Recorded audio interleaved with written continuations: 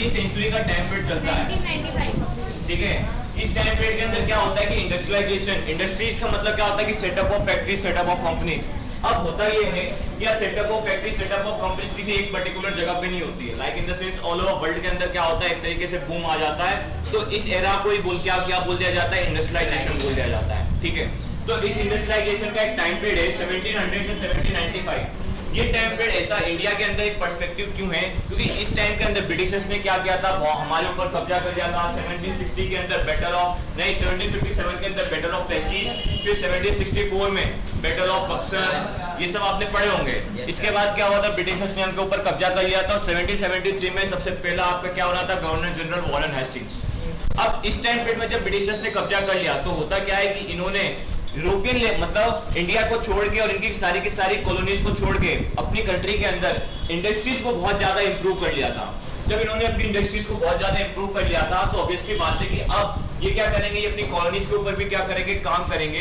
तो 1700 टू 1795 के बाद ये इंडिया के ऊपर भी क्या करने लगे, काम करना स्टार्ट इन्होंने क्या करने लग गए, सोचने लग गए।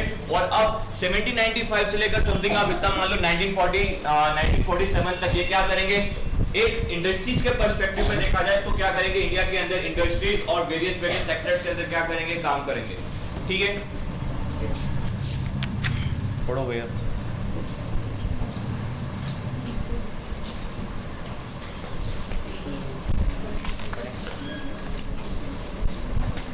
In 1600 हाँ पढ़ लो यार, जहाँ से पढ़ना फटाफट पढ़ो। In 1600 approximately क्या है, 1600 टाइम पे ईस्ट इंडिया कंपनी आई थी इंडिया के अंदर, ठीक है। 1498 के अंदर पोर्तुगीज आए थे, वास्को डी गामा। अब होता क्या है कि जब स्टार्टिंग में लोग आए थे तब इंडिया में क्या थे, 1/6 जो थी, 1/6 एरिया जो थी किसकी, इंडिया की, वो बेसिकली किस पे डिपेंड थी, forest and land area, farming, इन सब पे क्या थी, डिपेंड होती थी, ठीक है। बट कब आए, ये सारे के सारे अंग्रेज आए, तो इन्होंने क्या किया, इन्होंने फॉरेस्ट रिसोर्सेज का यूज सबसे पहले किस पर्पस से किया, इन्होंने सबसे पहले यूज किया कॉमर्शियल क्रॉप्स के पर्पस से। अब बोलोगे सर कॉमर्शियल क्रॉप्स क्या होता है, कॉमर्शियल क्रॉप्स उन क्रॉप्स को बोला जाता है जिस क्रॉप्स को आप बेच सकते हो। अब बोलोगे सर कौन से क्रॉप्स बेच सकते हो, वैसे तो हम आजकल सारे बेच देते हैं, ठीक है।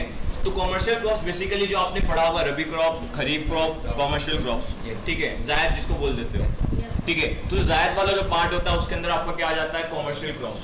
अब ब्रिटिशर्स क्या आते, स्टार्टिंग में आए, स्टार्टिंग में ट्रेड के पर्पस से आए। ट्रेड किस चीज का, स्पीसीज का ट्रेड। अब होता क्या है कि जब नियर अबाउट 1600 में जब आधी मतलब 1/6 पार्ट इंडिया की जब फॉरेस्ट एंड लैंड एरिया पे डिपेंड थी, तो धीरे धीरे करके नियर अबाउट 300 से 400 साल के अंदर इन्होंने क्या किया, इन्होंने इंडिया के ऊपर कब्जा किया।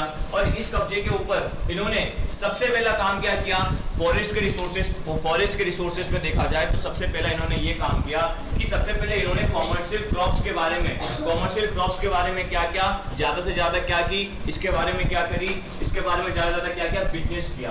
अब बोलोगे सर कॉमर्शियल क्रॉप्स का किस तरीके से बिजनेस किया, देखो सिंपल सी बात है कि आज के टाइम पे फॉरेस्ट रिसोर्सेज का बहुत ज्यादा क्या है, यूजेस है, ठीक है। बट पहले के टाइम पे यार लोगों को मालूम नहीं था कि इस विभिन्न प्रकार के क्या है यूजेस है। तो सबसे पहला कॉमर्शियल इन्होंने क्या किया कि फॉरेस्ट लैंड एरिया का यूज किसके पर्सपेक्टिव कर लिया, कॉमर्शियल क्रॉप्स के पर्सपेक्टिव कर लिया। अब इसके अंदर कौन कौन से क्रॉप्स आएंगे, इसके अंदर आएंगे आपके वीट्स, इसके अंदर आपके आएंगे कौन से, शुगर केन, जूट और like in the sense cotton. अब तुम बोलोगे सर ये क्या है, देखो शुगर केन जो है वो बिकती है, अब गन्ना एक आदमी कितना खा लेगा, ठीक है। जूट जो है वो कपड़े बनाने में यूज होता है, ठीक है, कोई जूट खाता है नहीं है ना। कॉटन जो है वो कहाँ किस में यूज होगा, स्वेटर कॉटन का बुन जाता है,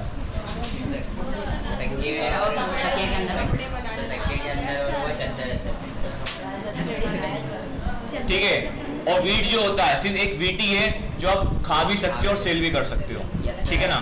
तो बेसिकली अंग्रेज क्या करते थे, अंग्रेजों ने सबसे पहले जो फॉरेस्ट लैंड एरिया पे फोकस किया, वो फोकस है कि हम क्या करें, कॉमर्शियल क्रॉप्स को क्या करें, उनकी कल्टीवेशन को क्या करें, बढ़ा दें। अब पहले के टाइम पे फार्मिंग, अब एक और पर्सपेक्टिव समझाता हूं। अब देखो होता क्या है, यहाँ पे कितनों के किसके घर में किसान है?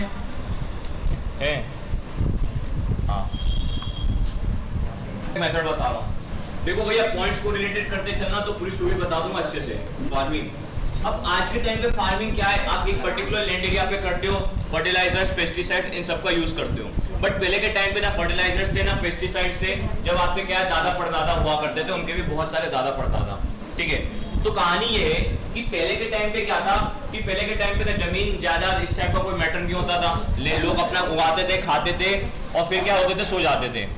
अब होता क्या था कि पहले क्या होता था कि जो फार्मर्स होते थे वो किस तरीके से फार्मिंग करते थे, वो क्या करते थे, किसी पर्टिकुलर लैंड एरिया पे नियर अबाउट 2 या 3 साल फार्मिंग करते थे। जब उस लैंड एरिया की फर्टिलिटी कम हो जाती थी तो वो क्या करते थे, जंगल की तरफ जाते थे और जंगल को काट के फिर क्या करते थे, फार्मिंग करते थे। तो जब ब्रिटिशर्स इस टाइम पे आए तो उन्होंने भी सबसे पहला फंडा क्या किया कि कमर्शियल क्रॉप्स का कल्टीवेशन और इंक्रीज करने के लिए मतलब थोड़े थोड़े करके क्या करें, जंगल काटना चालू किए। क्यों जंगल काटना चालू किए? देखो पहले के टाइम पे जो फार्मर्स थे वो इंडियन थे, उनको इंडियन फार्मर्स कैसे करते थे काम, इंडियन फार्मर्स काम करते थे क्या कि एक लैंड एरिया पे 3 साल काम किया, जब फर्टिलिटी डिक्रीज हुई तो आगे के लैंड एरिया की तरफ शिफ्ट हो गए। तो ब्रिटिशर्स ने भी बोला कि हाँ ठीक है, तुम क्या करो, फॉरेस्ट काट दो और जहां पे तुमको ज्यादा कल्टीवेशन लग रहा है वहां पे तुम क्या करो, इन कॉमर्शियल क्रॉप्स को क्या करो, उगाओ और ज्यादा से ज्यादा क्या करो, पैसा कमाओ और ज्यादा ज्यादा हमको दो। तो सबसे पहला फॉरेस्ट रिसोर्सेज के पर्सपेक्टिव में सबसे पहला जो स्टेप ब्रिटिशर्स ने उठाया वो स्टेप क्या उठाया कि कॉमर्शियल क्रॉप्स को सबसे पहले क्या किया कि फॉरेस्ट लेवल पे क्या क्या इसका यूज किया और एक स्टार्टिंग लेवल दे दी। किसके लिए दे दी? डिफॉरेस्टेशन करने के लिए एक स्टार्टिंग लेवल इन्होंने क्या किया, प्रोवाइड करा। इतना क्लियर हो गया? सिंपल सा मतलब क्या है कि कॉमर्शियल क्रॉप्स पहला स्टेप है जहां से ब्रिटिशर्स ने डिफॉरेस्टेशन इंडिया के जंगलों का करना क्या क्या स्टार्ट किया, ठीक है। अब आते नियर अबाउट आप मान लो हाफ मतलब जो पॉपुलेशन 1/, जो जंगल जो अब देखो डाटा क्या है, जो फॉरेस्ट पे 1/6 लोग 1/6 कौन, जो फॉरेस्ट पे डिपेंड होते थे, ठीक है। तो जब ब्रिटिशर्स ने कॉमर्शियल क्रॉप्स का यूज करना क्या यूज किया तो नियर अबाउट हाफ मतलब कितना 1/6 का भी हाफ ले लो तो कितना 1/3 पॉपुलेशन जो हो गई आपकी वो कहां पे डिपेंड हो गई, वापस से फॉरेस्ट पे यूज हो गई। अब बोलोगे डिपेंड कैसे हो गई? देखो ब्रिटिशर्स कॉमर्शियल क्रॉप्स का यूज इंक्रीज करते थे, ठीक है। तो कॉमर्शियल क्रॉप्स में क्या था, पैसा ज्यादा मिलता था, ठीक है। तो मेजॉरिटी पॉपुलेशन क्या हो गई, वापस से किस पे डिपेंड हो गई, कॉमर्शियल क्रॉप्स पे डिपेंड हो गई। तो कॉमर्शियल क्रॉप्स पे जैसे डिपेंड होगी तो फॉरेस्ट लैंड एरिया क्या होगा, कम होगा। तो लोग ज्यादा ज्यादा क्या करेंगे, जंगल काटेंगे, ठीक है। इतना समझ में आ गया? जाते हैं फॉरेस्ट का और तरीके से क्या करने लग जाते हैं, फायदा उठाने लग जाते हैं। तो नियर अबाउट 18वीं सेंचुरी आते क्या हो जाता है कि 6.5 मिलियन जो स्क्वायर किलोमीटर फॉरेस्ट होता है ब्रिटिशर्स क्या कर देते हैं, काट देते हैं अपने फायदे के लिए, ठीक है। तो एक तरीके से देखा जाता है कि ब्रिटिशर्स ने क्या किया, ब्रिटिशर्स ने सबसे पहले 1/6 से क्या किया, आधे जब कॉमर्शियल क्रॉप लेके आए, कॉमर्शियल क्रॉप का है ना एक्सपोर्ट इंपोर्ट लेके आए, मतलब कॉमर्शियल क्रॉप्स को बेचना लेना, तो उसके लिए इन्होंने क्या किया 1/3 जो पॉपुलेशन हो गई उसको मोर डिपेंड कर दिया। तो नियर अबाउट 1/3 पॉपुलेशन जो हो गई वो डिपेंड हो गई कहां पे, वापस से फॉरेस्ट लैंड एरिया पे। बट आते टाइम पे क्या हुआ कि इंडस्ट्रीज के पर्सपेक्टिव में इन्होंने क्या किया, इन्होंने फॉरेस्ट का और तरीके से क्या करने लगे, डिफॉरेस्टेशन करना क्या करते हैं स्टार्ट कर दिया और फॉरेस्ट को काटना क्या करते हैं चालू कर दिया। तो इसमें आपके बुक में एक डाटा दिया गया है जिसमें लिखा गया है कि 1818 to 1920 के अंदर जो कल्टीवेशन था वो कितना हो गया था इंक्रीज, वो कल्टीवेशन इंक्रीज हो गया था 6 मिलियन हेक्टेयर। तो ऑब्वियसली बात है यदि कल्टीवेशन 6 मिलियन हेक्टेयर इंक्रीज होगा तो जंगल भी कितने कटेंगे, 6.7 मिलियन। जंगल 6.7 मिलियन हेक्टेयर कटेंगे ना। Yes, sir. तो यहाँ पे ये सोचो यदि कल्टीवेशन इंक्रीज होगा तो जंगल उतने कटेंगे, जब ज्यादा जंगल कटेंगे तो ऑब्वियसली बात है कि ब्रिटिशर्स ने किस तरीके से फॉरेस्ट को काटा है। ये एक तरीके से क्या सिंबल करता है कि किस तरीके से ब्रिटिशर्स जो इंडिया के अंदर थे वो सिर्फ अपने फायदे के लिए काम सोचते थे और पूरी की पूरे प्रकृति इंडिया की जो नेचुरल रिसोर्सेज है उसको क्या करने लग गए थे, खराब करने लग गए थे, उसका क्या करने लगे थे, मिसयूज करने लग गए थे, ठीक है। गुड आउट है। अब आगे We always seen the expansion of cultivation as a sign of progress, but we should not forget that for land to be brought under the plough, forests have to be cleared. Simply, ठीक है, simply सी वही बात है कि हम अपने cultivation के लिए ये तो देख लेते हैं कि हमें कितना फायदा हो रहा है, बट हमको ये भी देखना चाहिए कि फॉरेस्ट रिसोर्सेज का भी हमें किस तरीके से क्या करना है, यूज करना है, ठीक है। अब देखो by the early 19th century, oak forests in England were disappearing. This created a problem of timber supply for the Royal Navy. How could English ships be built without a regular supply of strong and durable timber? How could imperial power to be protected and maintained without ships? By the 1820s, search parties were sent to explore the forest sources of India. क्या हो गया? Within a decade, trees were being felled on a massive scale and vast quantities of timber were being exported from India. अब सुनो कहानी। अब ये सब तो ठीक है, हमने एक ओवरव्यू देख लिया कि हाँ ब्रिटिशर्स ने ये किया, इस तरीके से क्या हुए 1920 आते आते जंगल कर गए। अब उसने किया क्या क्या ये भी तो पढ़ना है। किस तरीके से जंगल का हनन करना चालू किया, ये क्या है। सबसे पहला कमर्शियल क्रॉप का पर्पस तो क्लियर है, बट इसके साथ ब्रिटिशर्स ने किस आड़ में और भी सारे कांड किए कि फॉरेस्ट को काटना, क्या क्या उन्होंने बहुत जोर शोर से क्या करते स्टार्ट कर दिया। ठीक है, तो सबसे पहला जो एक मेन सबसे पहला जो रीजन आता है वो आता है आपका ओक ट्री का यूज। ओक ट्री, अभी बेसिकली ओक ट्री है क्या। ओक ट्री आपने नेवी शिप्स देखी है, बोट देखी है, ठीक है। आजकल के अब पहले के टाइम पे जहां पे यूरोपियंस लोग रहते थे वो शिप जो बनाते थे वो किसकी बनाते थे, ओक ट्री की बनाते थे। ठीक है, अब ओक ट्री क्या होता है मैंने नहीं देखी, ठीक है, गूगल जाओ सर्च करो। ठीक है, अब ओक ट्री के अंदर क्या था कि ओक ट्री का यूज होता था नेवी के पर्पस से। ठीक है, नेवी के पर्पस से क्या क्या जो सेलिंग वेलिंग होती है, सेलिंग मतलब क्या, जो आप पानी के अंदर यात्रा करते हो उसके लिए क्या होता था, यूज होता था। तो होता क्या है कि एक टाइम पीरियड में आगे ओक ट्री जो होता है उसकी कमी पड़ जाती है, कहाँ, यूरोप में। ओक ट्री की क्या पड़ जाती है, कमी पड़ जाती है। अब जब कमी पड़ेगी तो ऑब्वियसली बात है कि शिप मैन्युफैक्चरिंग करने में प्रॉब्लम होगी। जब शिप मैन्युफैक्चरिंग करने में प्रॉब्लम होगी तो ऑब्वियसली बात है कि आपकी सेलिंग को इफेक्ट करेगा। जब सेलिंग इफेक्ट होगी तो ऑब्वियसली ये भी बात है कि आपकी नेवी भी कमजोर होगी। ठीक है ना। अब नेवी कहां पे रहेगी, नेवी मतलब समझते हो ना, कितनों को नहीं मालूम नेवी का मतलब, हैंड रेज करना, मालूम है क्या होता है नेवी। हाँ,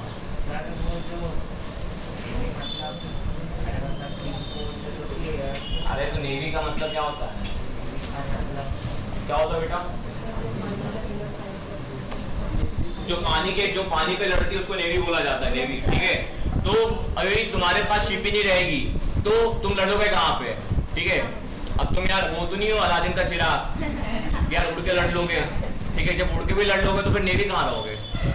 ठीक है, तो होता ये है कि जब यूरोप के अंदर ओक ट्रीज का क्या हो जाता है, एक तरीके से बहुत ज्यादा क्या हो जाता है, कमी पड़ जाती है, तो ब्रिटिशर्स दिमाग लगाते हैं, बोलते हैं कुछ ना कुछ तो करना पड़ेगा यार, वरना यार कोई ना कोई कंट्री अटैक कर देगी। अब इस टाइम पे हम देखते हैं, आपने पढ़ा होगा फ्रांस के अंदर भी कहानी चलती रहती है, रशिया के अंदर भी कहानी चलती रहती है, फिर 10th में आके पढ़ोगे कि ब्रिटिश के आसपास भी बहुत सारी कहानियां होती रहती है।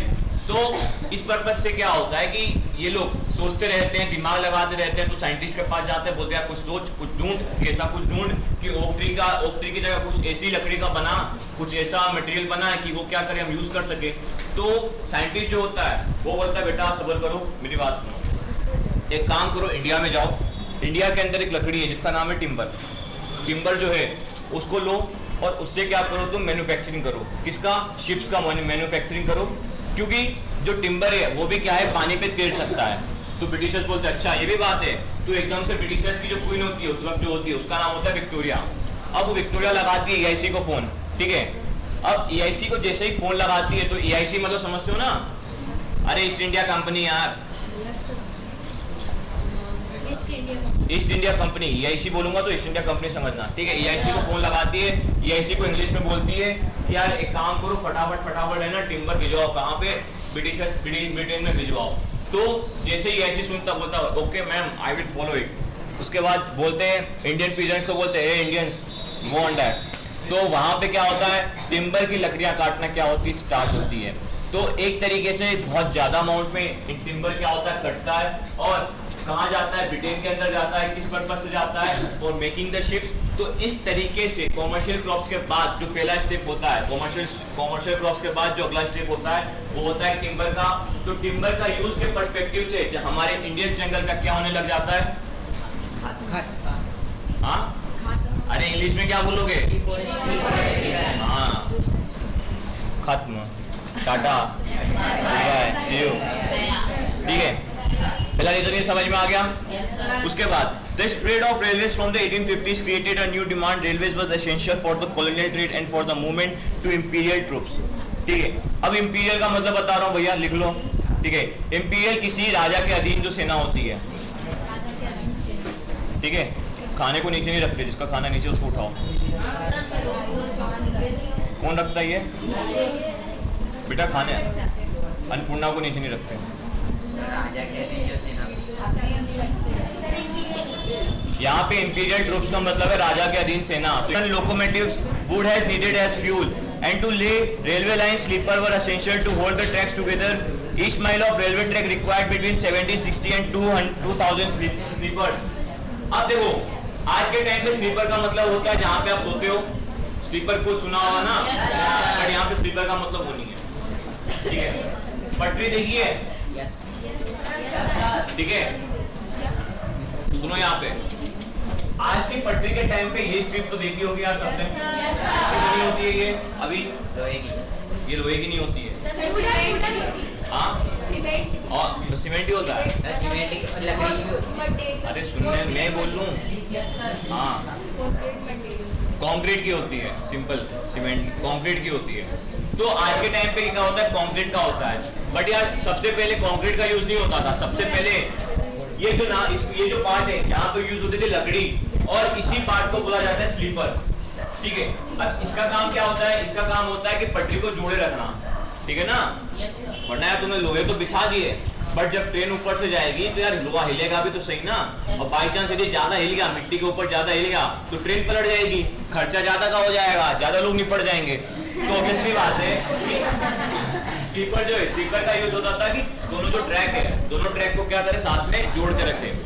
अब होता क्या है, सुनो, 1850 to 1853 के अंदर क्या होता है, पूरे के पूरे ऑल ओवर वर्ल्ड के अंदर इंजन्स का क्या हो जाता है, डेवलपमेंट हो जाता है। स्टीम इंजन जो आपने सुना होगा, गदर देखिए, गदर एक फ्रेम का था, देखिए ना, उसमें आपने देखा होगा जब सन्नी देओल पाकिस्तान जाता है ट्रेन से, तो जो ट्रेन होती ना वो स्टीम इंजन की होती है। ये भी नहीं पार्ट याद है, दूसरा पार्ट सुनाता हूँ। जब सन्नी देओल की क्या होती वाइफ, उसको जब गोली पड़ती है कहाँ पे, ट्रेन में, जो होता है वो भी स्टीम इंजन होती है। तो ऑल ओवर वर्ल्ड के अंदर जो सबसे पहला जो स्टीम इंजन डेवलप क्या हुआ, मैं बस इंजन बता रहा हूँ, इंजन कहाँ बता रहा हूँ, ठीक है। तो सबसे पहला जो डेवलप हुआ वो हुआ स्टीम इंजन। अब होता क्या है, होता ये है कि स्टीम इंजन तो डेवलप हो गया, उसके लिए क्या है, उसको चलाना कहाँ पे, पटरी पे चलाना है, हवा में तो नहीं चला सकते। तो पटरी चलाने के लिए क्या होगा, आपको लैंड एरिया पे पटरी बिछानी पड़ेगी। पटरी बिछाने के लिए आपको किसकी नीड होगी, प्लेस की नीड होगी। तो सबसे पहला यूज, सबसे पहला पॉइंट क्या, प्लेस के लिए आप क्या करोगे, जंगल काटोगे, पहली चीज ये। अब दूसरी चीज क्या है, ट्रैक बिछाई, ठीक है, ट्रैक बिछाई। अब ट्रैक बिछाने के लिए दो ट्रैक को तुमको जोड़ने के लिए स्लीपर्स की नीड है, ठीक है। अब होता क्या है कि स्लीपर्स की डिमांड को पूरी करने के लिए नियर अबाउट इंडिया में जो स्लीपर्स के लिए जो लकड़ी यूज होती है, अब क्या लकड़ी यूज होती है मेरे को भी नहीं मालूम, ठीक है। स्लीपर्स के लिए जो लकड़ी यूज होती है उसके लिए क्या करने लगे ब्रिटिशर्स, वापस से फॉरेस्ट पे क्या करने लगे, काटने लगे। तो उसका क्या करने लगे, ये लोग एक्सपोर्ट करने लगे। अब देखो क्या कहानी है, सिंपल से इतना फंड है, यदि रेलवेज लगेंगी तो फॉरेस्ट कटेंगे, ये तो सबको मालूम है। बट इसका सेकंड यूज क्या है कि किस तरीके से ब्रिटिशर्स फॉरेस्ट को किस तरीके से और काटेंगे। तो सेकंड पर्सपेक्टिव है स्लीपर्स। स्लीपर्स मतलब क्या, देखो यार ब्रिटेन जो थी उसकी कॉलोनी इंडिया नहीं थी, और भी बहुत जगह कॉलोनीज थी, ठीक है। अब जिस लैंड एरिया पे क्या हो, लकड़ी अवेलेबल ना हो, तो उस वहां पे पटरी बिछाने के लिए स्लीपर की नीड है, वहां पे भी पटरी बिछानी है। तो स्लीपर की डिमांड और स्लीपर को वहां पे ले जाने के लिए वो लोग क्या करते थे कि इंडिया के फॉरेस्ट के ऊपर स्लीपर ढंग कितने बहुत ज्यादा अमाउंट में काटते थे, और ज्यादा अमाउंट में काटने के बाद उसका क्या करते थे, एक्सपोर्ट करते थे। एक्सपोर्ट का मतलब क्लियर है ना, इंपोर्ट एक्सपोर्ट तो सुना होगा, एक्सपोर्ट करते थे। तो एक तरीके से ये देखा जाता है कि ब्रिटिशर्स ने सबसे पहला कॉमर्शियल पर्पस के यूज पे क्या किया, फॉरेस्ट का डिफोरेस्टेशन किया।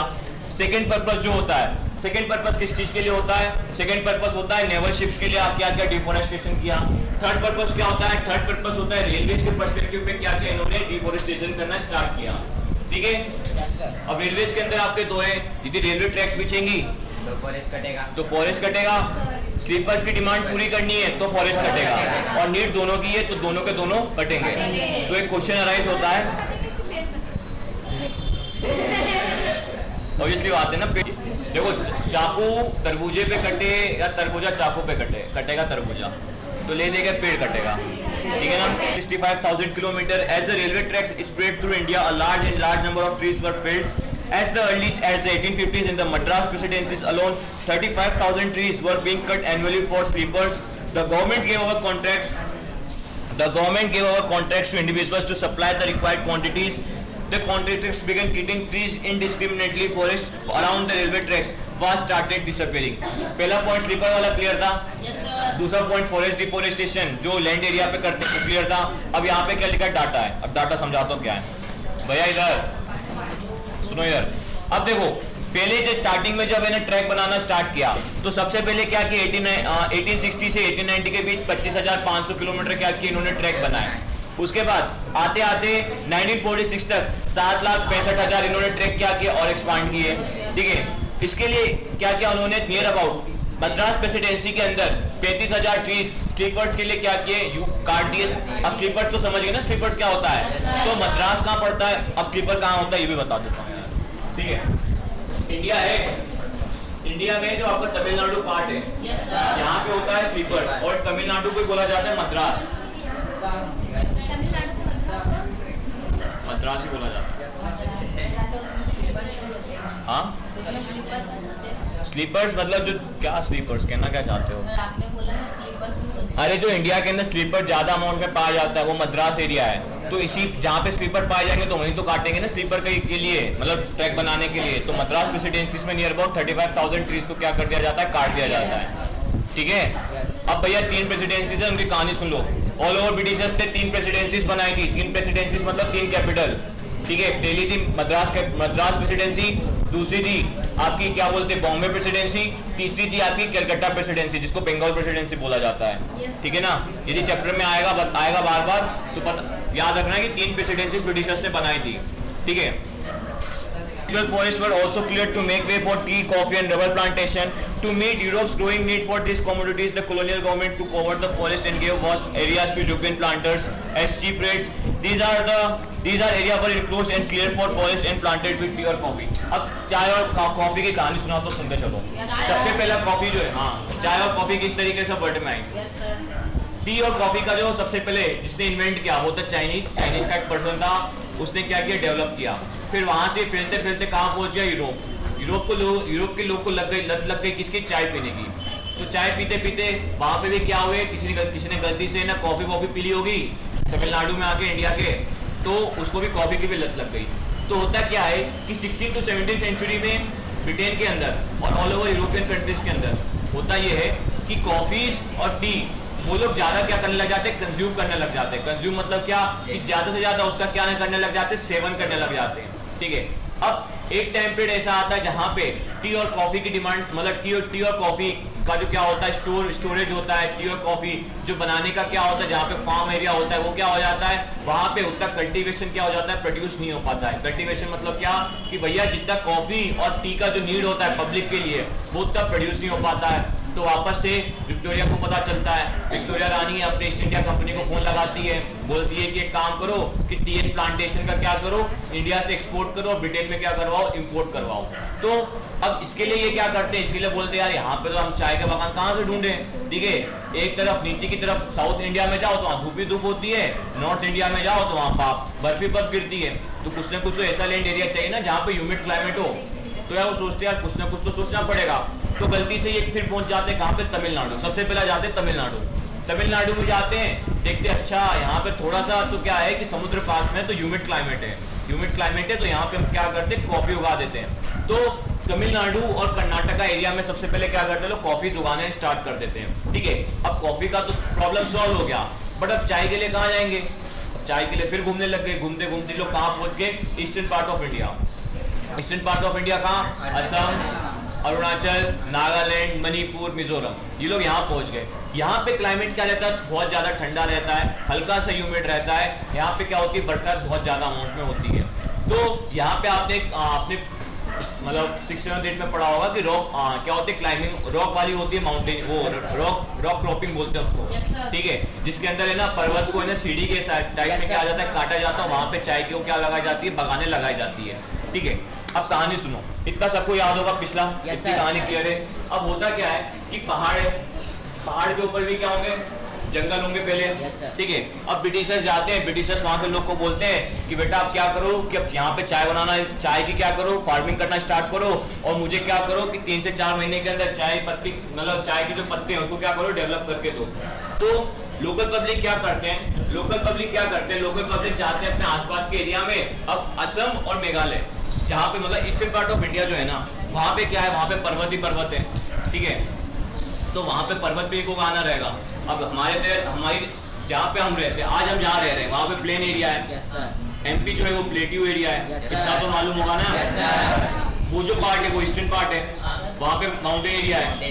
तो वहाँ पे जो फार्मिंग होती है वो आपकी स्टेप वाली होती है, ठीक है, सीडी वाइज होती है। तो करते क्या है कि ये लोग क्या करते हैं, सबसे पहले फॉरेस्ट काटते हैं, चाय पत्ती के बागान लगाते हैं, और फिर क्या करते हैं, चाय को क्या करते हैं, प्रोड्यूस करते हैं और ब्रिटिशर्स को देते हैं, ठीक है। अब एक बंदा करता है, उसको देखा जाए कि 4 बंदे करते हैं। जब 4 बंदे करेंगे तो क्या होंगे, वो अपने जंगल को काटेंगे। फिर जंगल करते करते बहुत सारे कम्युनिटीज क्या करते हैं, फिर जंगल को काटने लग जाती है।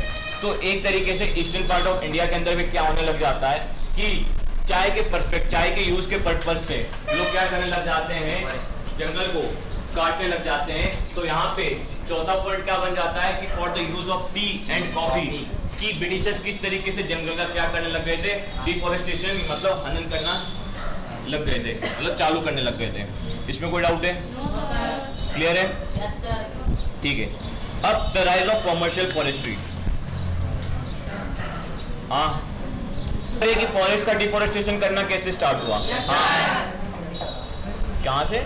इसी का मतलब क्या है, कॉमर्स का मतलब क्या होता है? बेसिकली देखो, हमने 4 रीजन देख लिए कि फॉरेस्ट का डिफॉरेस्टेशन होने का मेन रीजन क्या है। अब ये सारे का रीजन तो अलग ही है। अब इसके साथ क्या है, कॉमर्स, ठीक है, कॉमर्स। भैया इधर 2 मिनट ले रहा हूं, ठीक है, बात सुनो इधर। कॉमर्स क्या है? कॉमर्स मतलब क्या है? बेसिकली लेन देन करना, ठीक है, लेन देन करना। अब कॉमर्स का मतलब है लेन देन करना, और यहाँ पे लिखा है फॉरेस्ट, ठीक है। अब यहाँ पे क्या होगा, अब अगले पार्ट के अंदर क्या है कि किस तरीके से फॉरेस्ट का यूज एक तरीके से लेन देन के पर्पस पे होगा, वो हमको क्या करना है, पढ़ना है, ठीक है। अब लेन देन में क्या, लेन देन में होगा किस तरीके से फॉरेस्ट रिसोर्सेज का कन्वर्जन होगा जो उसके डेली लाइफ के यूजेस में होंगे, ठीक है। लाइक इन द सेंस, आप सैंडलवुड यूज करते हो, चंदन का यूज करते हो ना। अभी तक के रीजन में अभी तक के 4 रीजन मैंने पढ़ा, उसमें चंदन का यूज बताया गया। तो इससे क्या समझ में आता है, इससे समझ में आता है कि अभी तक ब्रिटिशर्स ने इतने टाइम पीरियड में कुछ इन जितने भी फॉरेस्ट रिसोर्सेज है उनका डेली लाइफ के बेस पे कोई यूज नहीं किया है। जब डेली लाइफ के बेस पे यूज नहीं किया है तो उसके लिए वो क्या करेंगे, उसके लिए उनसे कुछ ज्यादा उनसे फायदा नहीं होगा। तो उससे फायदा कमाने के लिए ये क्या करेंगे, कॉमर्शियल पर्पज से फॉरेस्ट रिसोर्सेज का क्या करने लग जाएंगे, यूज करने लग जाएंगे, ठीक है। ये हम कल के चैप्टर में पढ़ेंगे, ठीक है।